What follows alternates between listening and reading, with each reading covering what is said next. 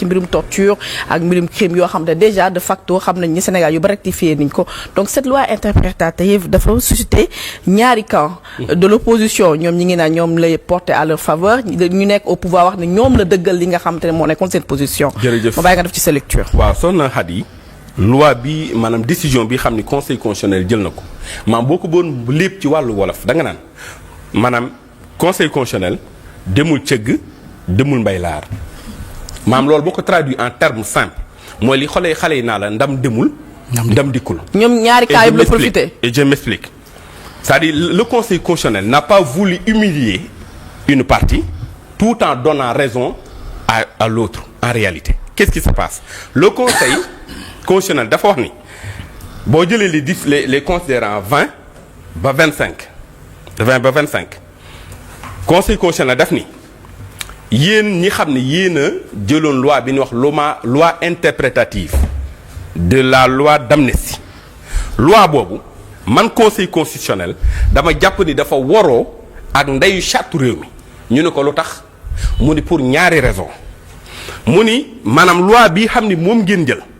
dafay remettre en cause un principe sacro-saint en droit pénal bu tudd le principe de la non rétroactivité des lois pénales plus sévères parce que ci biir loi interprétative bi ñu ko xaatim ni ñu ko bindee dafay wane ni am na ñoo xam ni loi d'amnistie bi daf leen a jéggaloon ba pare ñooñu bëgg leen a indiwaat pour duma leen dégg nga wax ci loolu la conseil constitutionnel wax boo xoolee ci considérant numéro yi ma la wax 20 ba 25 loolu lay wundu mu wax ni ñoolu nag dafa safaanoo ak principe général bii di le comment dire la non rétroactivité en fait donc des lois pénales plus sévères mu ni déjà loolu ça viole la constitution 1 2 mu ni leen yéen ci loi bi xam ne moom ngeen xaatim noonu loi bi dafa yokk ci loi bi loi d'amnistie ba woon da caa yokk lu ca nekkul woon maanaam da ngeen ko modifier en réalité le conseil constitutionnel dafa wax ni cette loi interprétative c'est une fausse loi interprétative en ce sens qu'il modifie des dispositions antérieures mais porte atteinte également à un principe sacro-saint en droit pénal qui est en fait donc le principe de la non rétroactivité des lois pénales plus sévères loolu ci la sukkandiku ñaari argument yi te nee naa la boo liiree les dispositions bu xam naa je sais pas ndax kii bi maye na ko ñu lire ko mais boo xoolee ñu ngi lay déglu bu lépp bëgg a leer waaw boo xoolee les dispositions xool ma mu ni considérant da nga koy faram-fàcce nag ci olof amnistie ne présente aucune ambiguïté en ce qu'elle inclut dégg nga ko dans son champ d'application pour les avoir expressément cités les faits se rapprochant à des manifestations et ce indifféremment de l'existence de lien avec l'exercice d'une liberté publique ou d'un droit démocratique considérant en conséquence que la loi déférée en tant qu'elle restreint le champ d'application de la loi portant amnistie en excluant des faits que celle-ci couvrait modifie substantiellement cette dernière considérant que ces textes prohibent l'application rétroactive des lois pénales plus sévères y compris lorsqu'elles prennent la forme d'une loi interprétative mais xoolal bu tënk bu mujj bi mu ni considérant qu'en mettant hors du champ d'application de la loi portant amnistie des faits se rapportant à des manifestations ou ayant une motivation politique lorsque ces faits ne sont pas liés à l'exercice d'une liberté publique ou d'un droit démocratique l'alinéa numéro 1 de la loi numéro 8/25 du 2 avril 2025 pose une règle nouvelle et permet la poursuite des faits déjà amnistiés dégg nga ko en ce qu'il est plus sévère que la loi de 2004. mais boo ko doon faram-fàccee ci olof. ci waaw. ni mu ko comprendre ay ni ma ko waxoon daf ni yéen loi bi ngeen jël noonu tudde ko loi interprétative loi bi lu tax man conseil constitutionnel ma ni dafa wuute ak ndeyu charte réew mi mooy dafa fekkoon loo xam ne nii dañ koo jéggale ci loi bu jiitu jéggale mooy loi d'amnistie bi yéen ngeen soppiwaat ñooñu ci seen biir teg ay daan yu gën a metti ci seen kaw loolu la ñuy wax maanaam te alors que ci wàllu ni àttee ko ci wàllu pénal maanaam dafa am benn principe bu bañ loolu principe bi xam nu mu tudd le principe de la non rétroactivité des lois pénales plus sévères mooy dañuy bañ maanaam nit koo xam yoon da koo jéggal ba pare ci loi nga indiwaat beneen loi bu tegu ci kawam daan ko daan yu ëpp yan ko daanoon loolu benn raison bi la moo tax mu ni dafa contraire ak la constitution waaye mu ni yéen loi bi xam ne da ngeen wax ni yéen loi bu nouvelle loi interprétative la mais le conseil nous dit que interpréter n'est pas innover daf ni yéen loi bi da ngeen ko modifier parce que da ngeen ciy dugal lu ci bokkul woon génn ci lu ci bokk. dégg nga wax mais si ñu bari xam ne dañuy. yaakaar naa wax ji leer na dañoo ne pourquoi pas ne pas abroger carrément. déedéet nekkul la loi et indi beneen disposition transitoire. nekkul foofu dañuy waxtaan ci le conseil constitutionnel sa décision ñu wax ni maanaam li mu tëgg fii lan lay firi wax naa la ko ne la pàcc bu njëkk bi lii lay firi nee na loi bi xam ne moom lañ ko dégtal loi boobu dafa safaanoo ak ndey charte réew mi pour 2 raisons taw leeral naa ko waaye nag yemul ci loolu moom li tax man la ndam demul ndam dikkul mooy conseil constitutionnel grand ayobo dafa wax ni li ñuy wax les lois d'amnistie de complaisance dañ koy bañ fii ci réewum Sénégal daal di fàttali wax ni réewum Sénégal dafa xaatimante ak waa bitim réew. ay charte yoo xam ne nii moo ëpp sax doole. constitution bi xam ne moom la ñu àttee ko ci réewum Sénégal. lu mel ni charte africaine des droits de l'homme lu mel ni la déclaration universelle des droits de l'homme ak yu ni mel nii wax ni ci naanam li ñu xaatimante ak waa bitim réew te am obligation topp ko maanaam ci ni ko yoon tërale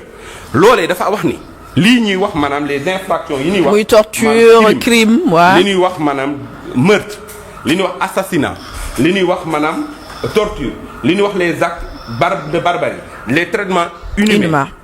cruels dégradants mu ni loolu ak lu mën a xew loi amnistie loi bu nu ko mën a tuddee mënta remettre en cause le principe de leur imprescriptibilité maanaam yii kenn du ko dëxañ ci amnistie yii infraction dañuy wax ni fu mu amee ci àdduna bi rawatina Sénégal yi xam daan nungu xaatimanteeg ñun lu ni mel maam nan yëg ni kenn mënu koo maanaam wutal ab ba mucc ca kenn mënu koo wutal ab ba mucc ca maanaam infraction lu yoo xam boo toogoon 20 ans ji moo ci dara toog fi nga toog yow victime bi jamono bu mu la neexee mën ngaa ñëw ci juge bi amul délai de prescription amul délai de prescription te gis nga kii bi moo tax conseil constitutionnel ay ndaanaan lanu maanaam boo déggee droit dëgg boo xoolee ni ñu bindee ayoba sa xol day sedd ci façon bi ni bindee ñoom ak maanaam li mu mën a indi ci doctrine lii ni mu tuutee nii noonu la ci ay borom yi xam-xam mën a binde lu baree bari parce que ci biir wax yooyu dafa mel ni le conseil constitutionnel dafa mel ni dafay wane beneen règle ci biir xam lu wane nee na waa Sénégal xam ni réewum Sénégal dafa am ay lois yoo xam ñoo ëpp doole sa ndey charte réew mi. ñoo ko sut mooy les traités internationaux bu ñu leen ratifié régulièrement dañuy def corps ak la constitution ba pare am une valeur supranationale te valeur boobu tax na képp koo xam ne nii sa njaboot dañ koo reyoon wala ñu lompañal la maanaam mooy am li infirmité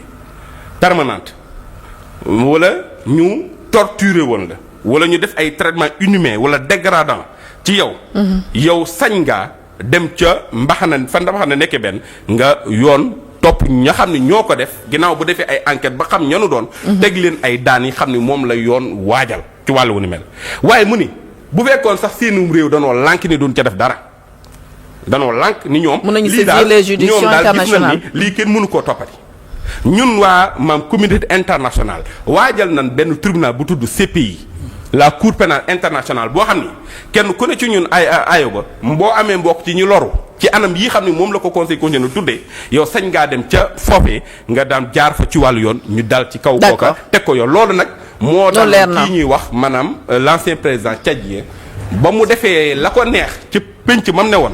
ci péncum Sénégal lan ko àttee sukkandiku ci convention internationale yi xam ne moom la le conseil constitutionnel rappelé fii les chambres africaines Hissène Habré Hissène Habré te gis nga sonn xari gis nga conseil constitutionnel dafa rappelé règle yu neex xam lu mu wax maanaam décision bi dafay wane leen ayo ba mooy réew mi comme mooy li ma la waxoon ci njël bi ne la réew mi léegi dafa am maanaam njaaxaanaay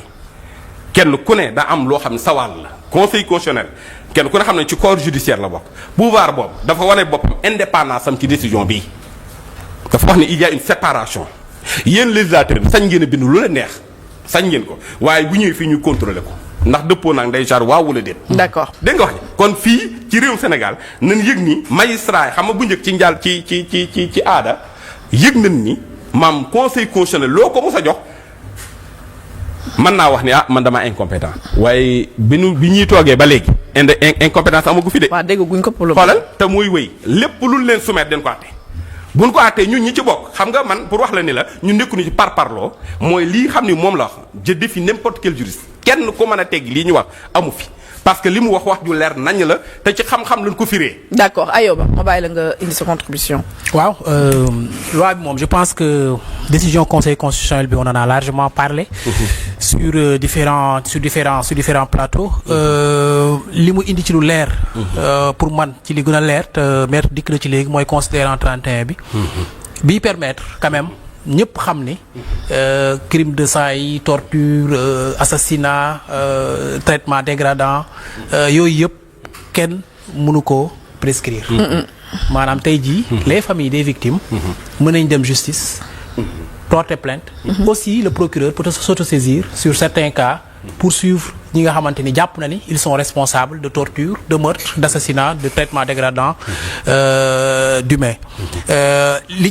ci yokk leneen mooy au niveau international toujours nga xamante ni yenn dirigeants yu bari yi nga xamante ni tey jii génn nañ réew mi ñu ngi ci yeneen dëkk. mën nañ leen topp ci. on avait même commencé cette procédure. ci di saisir. waa CPI avant Macky Sall di wàcc sax. boobu c'était avant ce régime là sous la houlette de maître Branco. Juan Branco waaw. Aujourd'hui la procédure peut continuer au vu à la lumière de cette décision du Conseil constitutionnel bi nga xamante ne tey jii dimbali nañu bëri te lii tax tey jii mu leer ci bopp yépp peut-être tey jii bu groupe opposition bi attaqué woon cette loi d'interprétation là peut-être duñ ko ci am parce que Conseil constitutionnel amul prérogative pour autosaisir sinon gis nga bi ñu voté loi d'amnistie bi le 6 mars 2024 Conseil constitutionnel bu fekk lii mu àttee tey jii ci kii bi. xam nga amoon na connaissance yi. amoon na xam-xam bi. mais yoon moo ko tënk ba munu ci woon a wax. te président bi nga xamante ne tey jii constitution moo ko may ni ko buñ la indilee loi pour nga war ko promulguer mun nga demander l'avis du Conseil constitutionnel bu fekkoon Macky Sall def na ko. le 6 mars bi ñu ko jébbalee loi bi ni ko loi baa ngi nii député yi voté nañ ko sa député yi nga waxoon yu voté nañ ko bu jébbaloon loi bi Conseil constitutionnel ndax avis. Conseil constitutionnel dina leeral lii tey mu leeral nii ci bii nga xamante ni tey jii député opposition yi attaqué nañ. loi d'interprétation bu Amadou Ba bi kon boobaa. xam nga du ñu yegg si fii yëpp boobaa. le 2 avril. bu nguuru Macky Sall bi jeexee. dina leer ci bopp ñëpp ni les familles des victimes. mën nañ topp. ñi nga xamante ni tey jii ñooy les auteurs de ces crimes là torture et autres traitement dégradant devant la justice mais il a fallu ñu dem installer assemblée bu bees ba ñu def loi d'interprétation ba opposition bi attaque pour conseil constitutionnel nag mën a àtte ba pare bi mu mënee àtte ci lii nga xamante ni moom lañ ko laajoon article 17 bu loi organique bu institué conseil constitutionnel moo ko may ni bu ñu la laajee ci benn yëf yow am nga droit addu ci beneen yëf boo xamante ni laaj ñu la ko ci biir loi boobu te nga am ci xam-xam loolu la jëfee moo tax mu àttee ni lii nga xamante ni tey jii mooy crime de sang yeeg torture yeeg traitement dégradant yi c'est imprescriptible te pourtant laaj ñu ko loolu de conseil constitutionnel lii ñoom li ñu ko laajoon rek mooy article premier bi nga xamante ni moo nekk ci loi d'interprétation bi mais elle est beaucoup plus loin gën a assurer gën a sécuriser sax leeral ni loi d'amnistie bi sax ñi ko jël dañoo violer la constitution ministre de la justice à l'époque Aïssata Tall Sall dafa violer mook Macky Sall la constitution parce que loi bi mayu leen amnistie mayu la nga mun a amnistie ay faits yoo xamante ni c'est d'autant plus que da nga rectifier ay chartes yoo xamante ne c'est ça alors maître aussi da nga am loo bëgg a yokk ci Ayoba lu mu wax. waaw li mu wax maanaam li conseil constitutionnel noonu yoon moo tënk conseil constitutionnel ni ko maanaam bu fekkee da nga gis en fait une clause qui viole la constitution da ko war a soulever d'office c'est dans la loi organique et c'est dans la constitution également kon buy maanaam boo ko soumettre ni ko xoole ma ndax lii dëppoo naa constitution waaw wala déet bu gisee maanaam bu ci gisee loo xam yow laajoo ko daf koy soulever d'office. d'accord loolu yoon moo ko waaye bu loolee maanaam li mu wane foofu tamit mooy dafa consacrer encore le droit à un recours juridictionnel effectif des victimes moom ngay jàngat yi l'alinéa numéro 31. loolu daal la bëgg a leeral peut-être li reste moom jëmaat. d'accord alors en tant que homme de droit bi nga doon ban appréhension wala ban lecture ngay def boo gisee un ancien ministre de la justice toog ci télé wax ni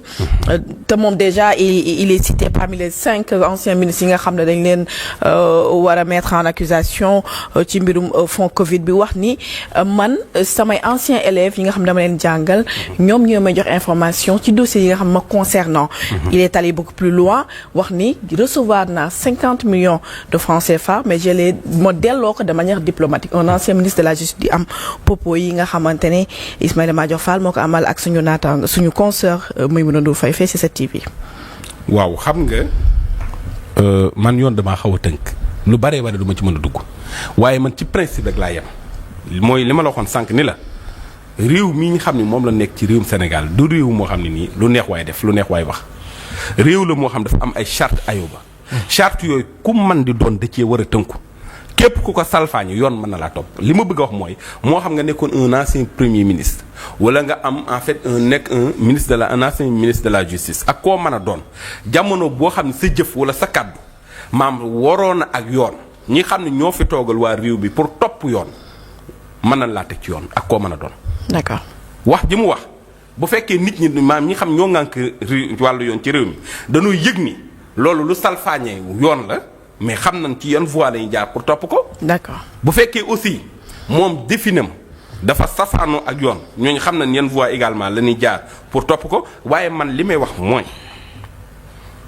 li ma bëgg nit ñi jàngat ko ci jamono dynamique parce que gis nga ayoba la woon ne na de